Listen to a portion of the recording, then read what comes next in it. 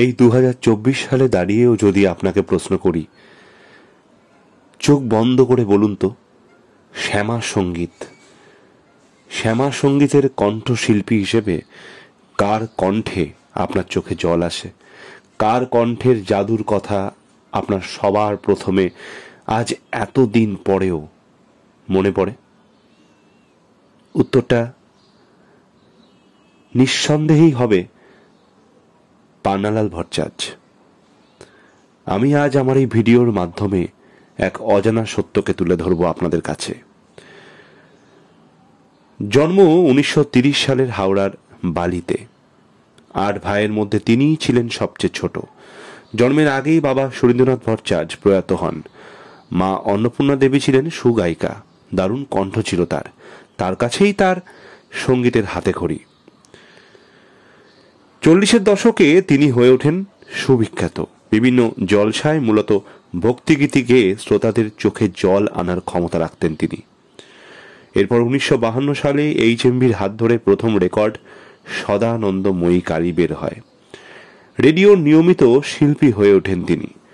পরের বছর বের হয় আমার স্বাদ না মিটিল আশা না পুরিল গানটি। প্রথাগত সঙ্গীতের তালিম তার ছিল না কোনোদিনই। বিয়ে হয়েছিল ময়মনসিংহের সম্ভ্রান্ত এক পরিবারের মেয়ে মঞ্জুশ্রী দেবীর সাথে। 3 মেয়ে। পরে অবশ্য দেশভাগের পর মঞ্জুশ্রী দেবী সপরিবারে কলকাতা চলে আসেন। 3 মেয়ের নাম ছিল কাজুরি, কাকলি ও সর্বরী। কাকলি দেবী এবং সর্বরী দেবী বাবার মতোই সঙ্গীতকে পেশা হিসেবে নির্বাচন করেন। কিন্তু 1966-র 27শে মার্চ কাকলিয়া রোডের বাড়িতেই গলায় দড়ি দিয়ে আত্মহত্যা করেন পান্নালাল ভট্টাচার্য। দাদা সুবিখ্যাত সঙ্গীত শিল্পী ধনঞ্জয় ভট্টাচার্য তার পরিবারের দায়িত্বভার তুলে নেন। এবার আসি আজকের ভিডিওর মূল প্রসঙ্গে। কেন তিনি এই আত্মহত্যার পথ বেছে নিলেন? তার পরিবারের বক্তব্য ছিল মাত্র 36 বছর বয়সেই তার এই আত্মহত্যার পথ বেছে নেওয়ার কারণ নাকি স্বয়ং মা কালী। তিনি বারবার বলতেন, আমার ডাক আসছে, ওপারের ডাক, মায়ের ডাক।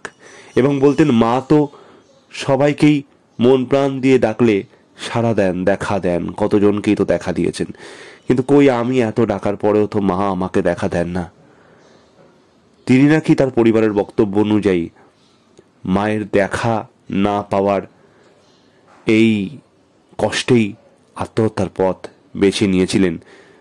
যদি তিনি ওপারে গিয়ে, অর্থাৎ পরপারে গিয়ে মৃত্যুর পরে মায়ের সঙ্গে মিলিত হতে পারেন, এই আশা নিয়ে।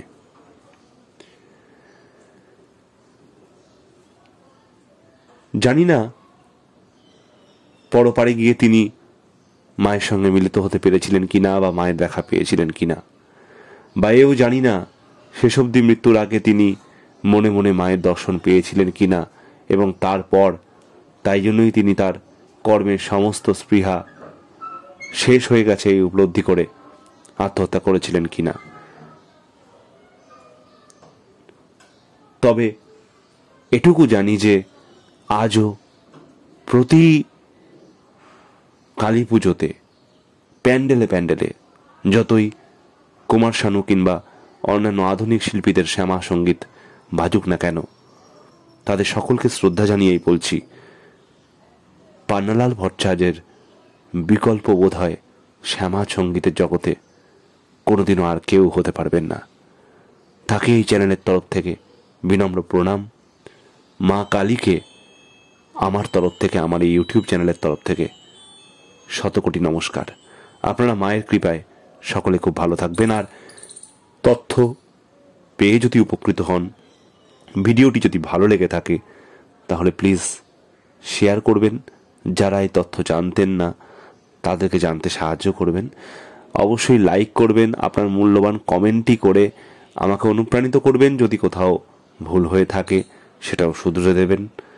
আর অবশ্যই নিয়মিত এই ধরনের ভিডিও পেতে চ্যানেলটিকে সাবস্ক্রাইব করতে ভুলবেন না। নমস্কার, খুব ভালো থাকবেন।